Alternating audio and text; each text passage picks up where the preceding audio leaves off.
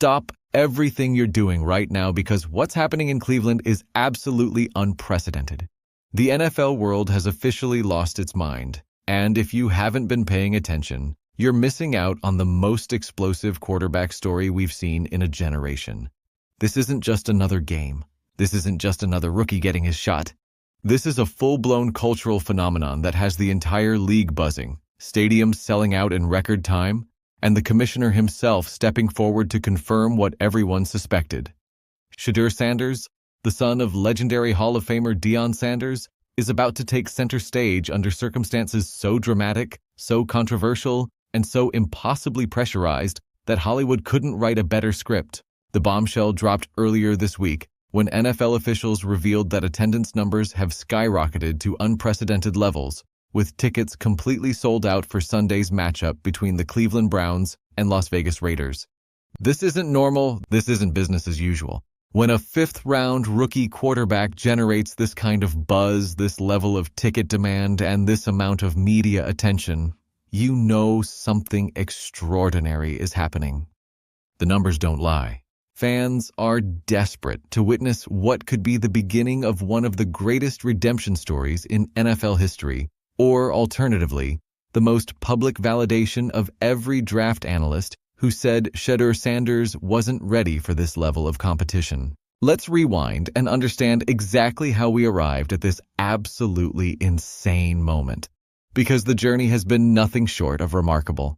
Shedeur Sanders was supposed to be a first-round pick. He was supposed to have his name called early on draft night with cameras flashing, family celebrating, and a franchise building their future around his arm and leadership.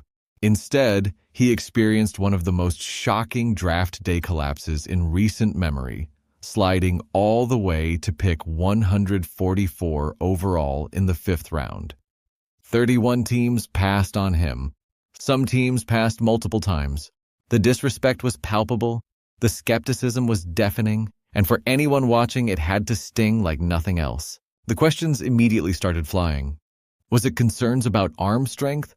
Was it worry about his ability to process NFL defenses? Was it the massive shadow cast by his father's larger-than-life personality and Hall of Fame legacy? Or was it something deeper, some mysterious character concern or perceived limitation that caused every single team in the league to pump the brakes? The talking heads on television had an absolute field day. The internet exploded with theories ranging from reasonable analysis to completely absurd speculation. Everyone had an opinion about why Shedeur Sanders, who had starred at Colorado under his father's coaching, wasn't worthy of being selected higher.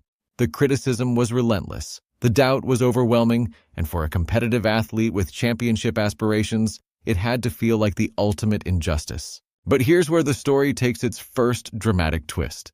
The Cleveland Browns, a franchise that has been defined by quarterback instability for decades, decided to take a chance. They pulled the trigger in the fifth round and gave Shedeur Sanders a lifeline, an opportunity to prove every doubter wrong. At the time, it seemed like a low-risk flyer on a talented prospect who had fallen further than anyone expected. Nobody could have predicted that just months later, this fifth-round pick would be generating sold-out stadiums and league-wide hysteria. Fast forward through the preseason and into the regular season, and the Browns found themselves in a quarterback crisis that nobody saw coming. Joe Flacco, the veteran who provided stability early in the season, was no longer the answer.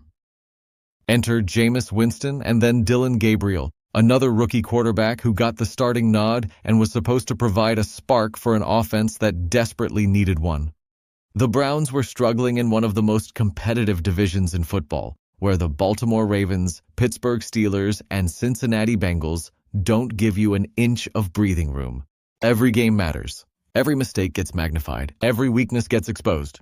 Then came Week 11, a matchup against those same Baltimore Ravens, a team playing some of the absolute best football in the entire league. During that game, disaster struck in the most dramatic fashion possible.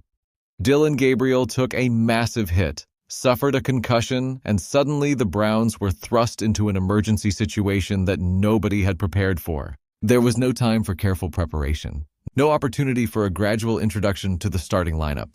The football gods had other plans, and they demanded that Shedeur Sanders step into the absolute inferno right then and there. Picture the scene.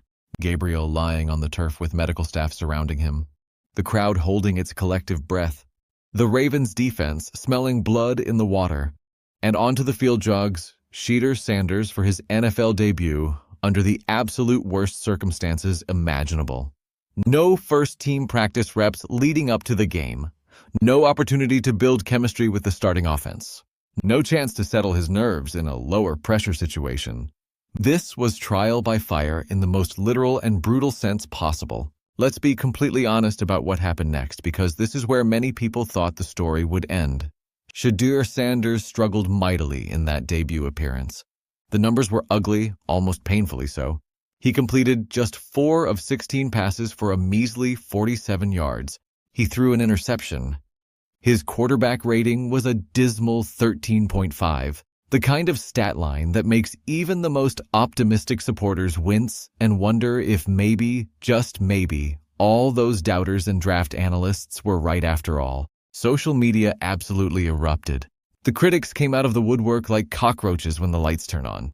Keyboard warriors and armchair quarterbacks had an absolute field day, piling on with "I told you so" takes and mocking the kid who was thrust into an impossible situation. The narrative seemed set in stone. Shedeur Sanders wasn't ready. He didn't belong. The hype was manufactured because of his father's name.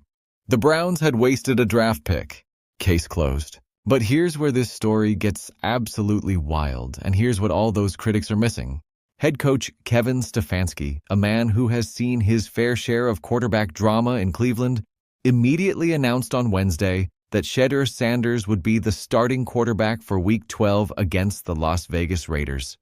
Not Dylan Gabriel once he's healthy. Not a veteran emergency acquisition. Shedeur Sanders, the 5th-round rookie who just posted one of the worst debut performances in recent memory. And then came the bombshell from NFL officials that has everyone talking. The stadium is completely sold out. Tickets have been moving at a pace that stunned even the most optimistic projections. Fans are absolutely clamoring to see this redemption story unfold in real time. The NFL commissioner himself confirmed that attendance numbers have seen a massive increase, with this particular game generating buzz unlike anything the Browns have experienced this season. People are so invested in this narrative, so desperate to see whether Shedeur Sanders can silence the doubters and prove his worth, that they've packed every single seat in that stadium. Merchandise sales are through the roof. Television ratings are projected to be massive. Social media engagement is off the charts. Think about what this means. In today's NFL, where attendance can sometimes be spotty depending on team performance, weather conditions, and ticket prices, having a completely sold-out stadium for a Browns game featuring a 5th-round rookie making his first official start is absolutely remarkable. It speaks to the drawing power of the Sanders name, yes, but it also speaks to something much deeper.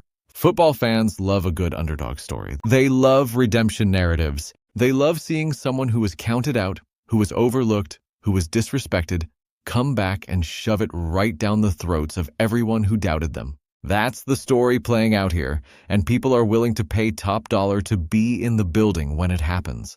This isn't just a football game anymore. This is an event, a cultural moment, a chance to witness history in the making. Whether Shedeur succeeds or fails on Sunday, he's already delivered tremendous value to the Browns franchise simply by generating this level of interest and attention. That's the power of a compelling narrative in modern sports. And the NFL has always been masterful at capitalizing on these kinds of storylines. The pressure now squarely on Shedeur Sanders' shoulders is absolutely immense. He's about to become the 3rd different starting quarterback for the Browns this season, following both Joe Flacco and Dylan Gabriel, for a franchise that has cycled through signal callers like most people change their socks. This is just another chapter in a long and often painful story. From Tim Couch to Brady Quinn to Johnny Manziel to Deshaun Kaiser and so many others in between, the list of failed quarterbacks in Cleveland is long and excruciating for fans who have endured more disappointment than any fan base should ever have to suffer through. But this chapter feels different somehow. There's an electricity in the air, a sense that something special might be brewing. The Browns organization clearly sees something in Sanders that justifies giving him the keys to the offense, and head coach Stefanski's comments this week have been nothing short of illuminating.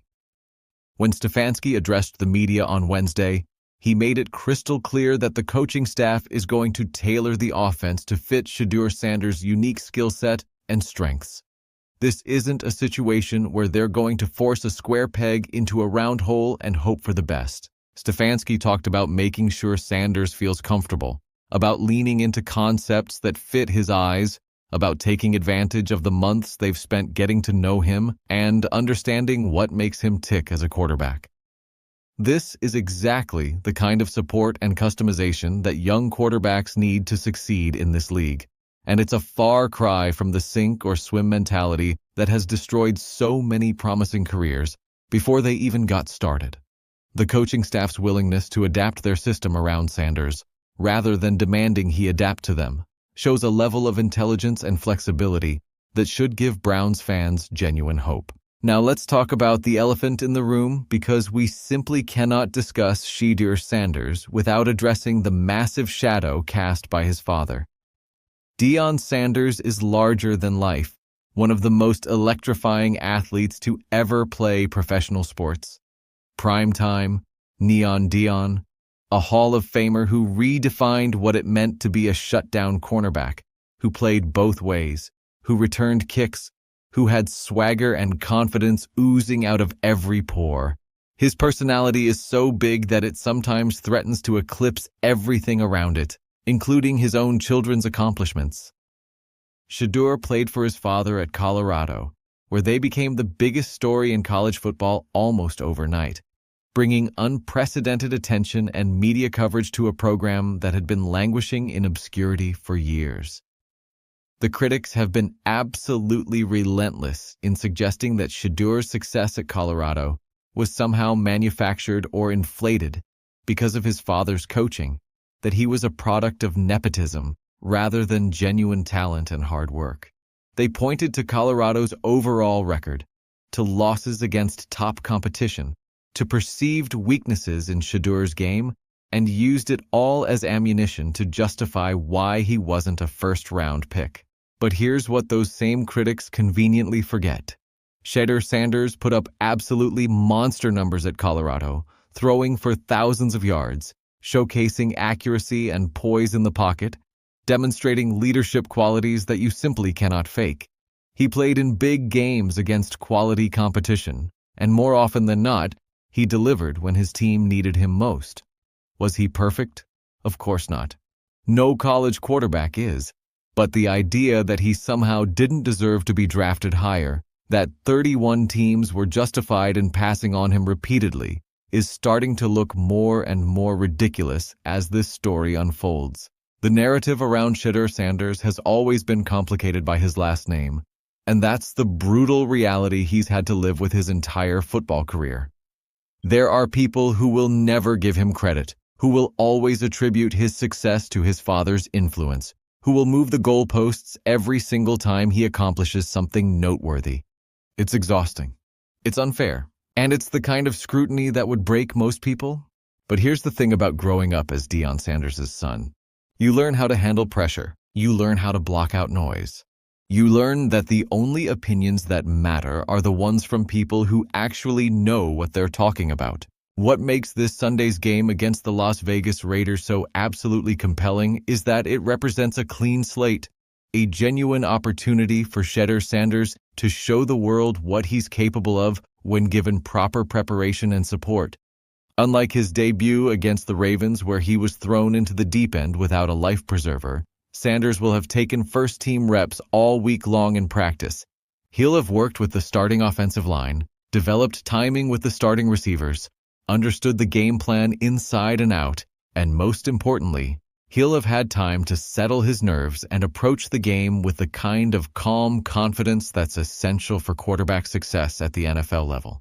This is a completely different situation, and the results should reflect that difference. The Las Vegas Raiders, his opponent on Sunday, are themselves going through a challenging season and facing their own quarterback questions and organizational uncertainty. This isn't a matchup against the Kansas City Chiefs or Buffalo Bills where he'd be facing one of the absolute elite teams in the league. This is a winnable game against a Raiders squad that has been inconsistent at best, that has struggled defensively at times, and that presents exactly the kind of opportunity a young quarterback needs to build confidence and get his first victory. The Browns coaching staff knows this, the players know this. And you can bet your bottom dollar that Shedeur Sanders knows this too. This is his chance, his moment to seize, and the entire NFL world will be watching to see whether he can deliver. The sold-out stadium announcement adds yet another layer of intrigue to this already fascinating story. The business side of this equation cannot be ignored either. The Browns organization has to be absolutely thrilled with the buzz and excitement surrounding this game. The broader implications of this game extend far beyond just one Sunday afternoon in November. If Shedeur Sanders plays well and leads the Browns to victory, it fundamentally changes the trajectory of Cleveland's season and potentially their entire franchise. Suddenly, they have their quarterback of the future, someone to build around, someone to develop and grow with. The pressure comes off the front office to address the position in next year's draft or through free agency. The coaching staff can install their system and schemes knowing they have consistency at the most important position on the field. The locker room rallies around a young leader who proved he belongs. Everything changes if Sanders succeeds, and that's why the stakes are so incredibly high. Conversely, if Sanders struggles again, if the concerns that caused him to drop in the draft prove to be legitimate, then the Browns are right back to square one with their quarterback situation, searching for answers in the same place they've been searching for the better part of 3 decades. It's the nightmare scenario for Cleveland fans who desperately want Shedeur Sanders to be different, to be the one who finally breaks the curse and brings stability to the position. The timing of this game is also fascinating from a league-wide perspective. We're entering the crucial stretch of the season where playoff races are heating up, where every game carries enormous weight, where teams are separating themselves as either contenders or pretenders. The Browns still have a mathematical shot at playoff contention if they can string together some victories and get help from other results around the league. Having a competent quarterback who can manage games and make plays when necessary is absolutely essential to keeping those hopes alive. Shedeur Sanders represents hope, possibility, and the chance that maybe, just maybe, something special can still happen this season. There's also the psychological element of this story that's absolutely fascinating to consider. What's going through Shedeur Sanders' mind right now as he prepares for the biggest start of his life? The weight of expectations, the noise from doubters, the support from believers, the legacy of his father, the opportunity to change his entire career trajectory with one strong performance. These are the kinds of pressures that define athletes, that separate those who will succeed at the highest level from those who will ultimately fall short. Some players crumble under this kind of scrutiny. Others thrive on it, using it as fuel to elevate their performance to heights they never knew they could reach. Everything we know about Shedeur Sanders suggests he's the type who thrives, but we won't know for sure until he's out there under the lights with the ball in his hands and the game on the line. The mental toughness required to bounce back from that disastrous debut against the Ravens and then step into a starting role the very next week cannot be overstated. Most rookies would still be reeling from the embarrassment, from the criticism, from the doubt. But Sanders apparently has the kind of short memory and unshakable confidence that all great quarterbacks possess. The Browns' offensive personnel will be crucial to Sanders' success on Sunday. He's going to need his offensive line to give him time to throw, to protect him from a Raiders pass rush that can be dangerous when they're firing on all cylinders. He's going to need his running game to be effective, to take some pressure off him and keep the defense honest. He's going to need his receivers to make plays when given opportunities, to win their one-on-one matchups and create separation. Football is the ultimate team game, and no quarterback, no matter how talented, can succeed without help from the 10 other guys on the field with him. The Browns have enough weapons and enough talent to win this game if everyone executes at a high level. Names like Amari Cooper, David Njoku, and others in that receiving core give Sanders legitimate targets to work with. The running game, when clicking, can control the clock and set up play-action opportunities. The defense has shown flashes of being able to keep games close and give the offense chances to win.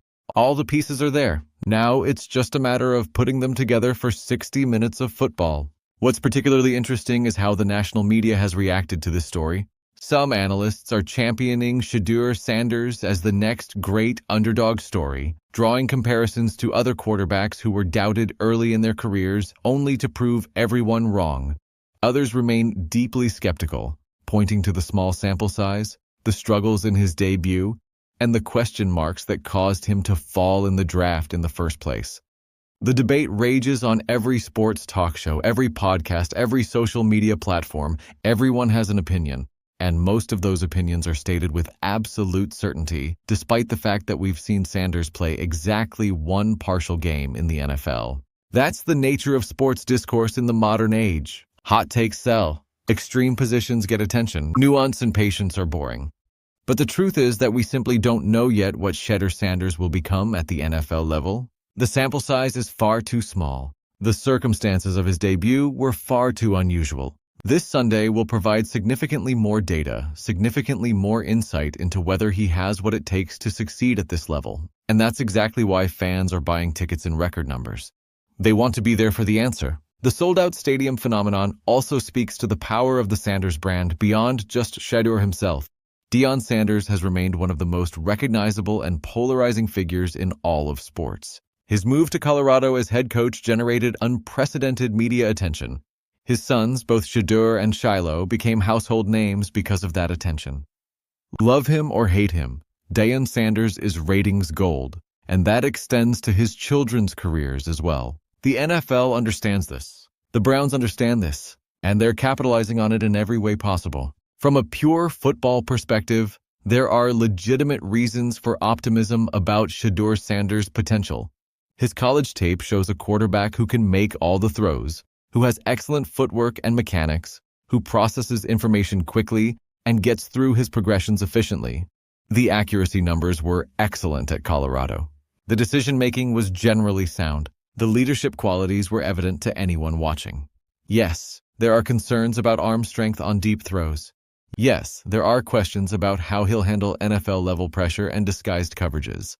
But those are concerns that apply to literally every quarterback prospect coming out of college. The key question is whether those concerns warranted him falling to the 5th round, and based on what we've seen from other quarterbacks selected higher in that same draft, the answer is starting to look like a resounding no. The Browns may have gotten an absolute steal, a franchise quarterback in the 5th round who can lead them for the next decade if things break right. Or they may have gotten exactly what you typically get in the 5th round, a backup quality player who will have a nice career as a clipboard holder. Sunday will go a long way toward answering which scenario is more likely.